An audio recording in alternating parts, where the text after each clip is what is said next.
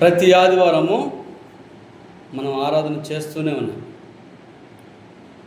నిజంగా ఆరాధన అనేది ఒక ప్రత్యేకమైన ఘట్టం. ఆరాధన చేయకపోతే మనకు ఎలాగుంటుంది? ఏదో పోగొట్టుకున్నట్టుగా ఉంటుంది. ఆరాధన చేయకపోతే మనకు ఆత్మలో సంతోషం ఉండదు. ఆరాధన చేయకపోతే మనకు మనసంతా ఎలాగో ఉంటుంది. ఎందుకంటే నేను ఆరాధన చేయలేదేంది, ఈ వారం నేను ఒకవేళ నువ్వు మందిరానికి పోకపోయినా కూడా నేను మందిరానికి పోలేదనేది నీ మనసులో ఉంటుంది.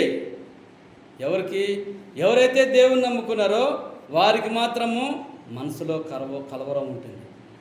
ఆరాధన చేయాలి, నా దేవుని నేను స్తుతించాలి, నా దేవుని నేను కొనియాడాలి, నా దేవుని మహిమపరచాలి అనేది తనకు ఆలోచన ఉంటుందన్నమాట.